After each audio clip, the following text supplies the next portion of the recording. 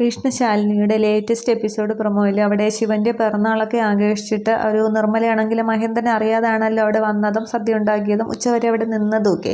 അതിനുശേഷം നിർമ്മലയാണെങ്കിൽ തിരികെ വീട്ടിലേക്ക് വരുന്നുണ്ട്. അന്നേരം ചന്ദ്രയും ഒപ്പം വരുന്നുണ്ട്.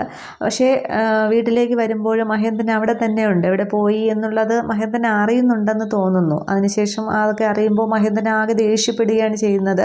എന്നിട്ട് നിർമ്മലയെ അകത്ത് കയറാനായിട്ട് സമ്മതിക്കുന്നില്ല. നിർമ്മല ഇങ്ങനെ പിടിച്ച് വലിച്ച് ഗേറ്റിൻ്റെ പുറത്തേക്ക് കൊണ്ടുവന്ന് തള്ളുകയാണ്. എന്നിട്ട് ഗേറ്റ് അടച്ച് കുറ്റിയിടുന്നുണ്ട്.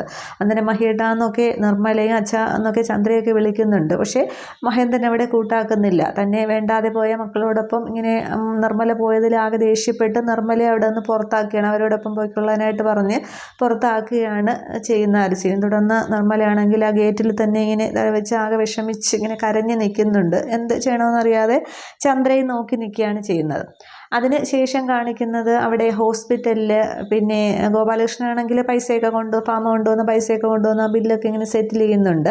അതിനുശേഷം ശാന്ത ഹോസ്പിറ്റലിലേക്ക് എത്തുകയാണ്. ശാന്ത ഈ ശ്യാമ കാണിച്ചതെല്ലാം ഇങ്ങനെ കണ്ടുകൊണ്ട് നിൽക്കുകയാണല്ലോ. അവിടെ ഒന്നും മിണ്ടാതെ നിന്നിട്ട് ശാന്ത നേരെ ഹോസ്പിറ്റലിലേക്ക് വന്നിട്ട് ശാരികയോടും ഗോപാലകൃഷ്ണനോടും പറയുകയാണ് ചെയ്യുന്നത്. ഈ പൈസയുടെ കാര്യം പറയുന്നുണ്ട്. അന്നേരം വെറുതെ കേട്ട് ഇങ്ങനെ ആകന്തം വിട്ട് നിൽക്കുകയാണ്. അന്നേരം പിന്നെ എന്നിട്ട് എന്തായി എന്നിങ്ങനെ ശാരിക ചോദിക്കുമ്പോൾ പിന്നെന്താ ചിട്ടി വട്ടം എത്തിയെന്നും പൈസ അവിടെ ഉണ്ടെന്നും ഞാൻ ശ്യാമയോട് വ്യക്തമായിട്ട് പറഞ്ഞതാണ് എന്നിങ്ങനെ പറയുന്നുണ്ട്. ആ സീനെ കാണിക്കുന്നുള്ളൂ. അപ്പോൾ അവിടെ എല്ലാ കാര്യങ്ങളും ശാന്തയാണെങ്കിൽ ഇവരോട് പറയും. അപ്പോൾ അവിടെ പൈസ ശ്യാമയുടെ കയ്യിലുണ്ട് എന്നുള്ളത് ഗോപാലകൃഷ്ണന് ശാരികയ്ക്ക് മനസ്സിലാവും.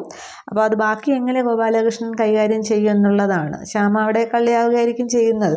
അതോടെയാകുമ്പോൾ ഇവർക്ക് ഒത്തിരി കൂടി ദേഷ്യം വരും. അപ്പോൾ ഇനി ബാക്കി എങ്ങനെയാവുന്നുള്ളൂ. പക്ഷേ ശാരിക തിരിച്ച് വീട്ടിലേക്ക് വന്നാലും ശ്യാമയല്ലേ നോക്കാനൊക്കെ ഉള്ളൂ.